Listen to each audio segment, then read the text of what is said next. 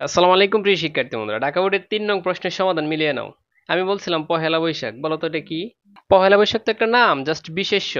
বলছিলাম নয় থাকলে কি হবে বলো তো?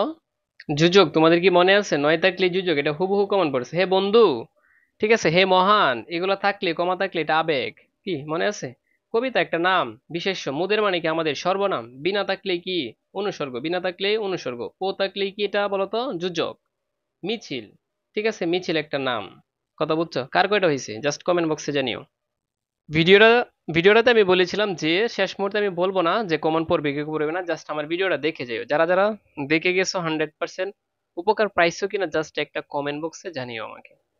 আমি আগেই তোমাদেরকে বলেছিলাম যে যদি কমেন্ট মানে যদি তোমাদের কমেন্ট পড়ে তাহলে পরবর্তীতে কমেন্ট করিও। 100% যদি কমন পড়ে তাহলে কমেন্ট করিও, আর না হয় কমেন্ট করার দরকার নেই। আর শেষ মুহূর্তে তোমাদেরকে বলতে চাই, বিশেষ করে যাদের ইংরেজি আইসিটিতে প্রবলেম আছে তারা 100% আমাদের টেকনিকের কোর্সে ভর্তি হতে পারো। জাস্ট এই নাম্বারে হোয়াটসঅ্যাপ করিও। সুপার টেকনিক, বইটই লাগবে না, জাস্ট যেগুলো দেবো এগুলো করে যাবা। যদি কারো পাশের চিন্তা থাকে 100% পাস করবা।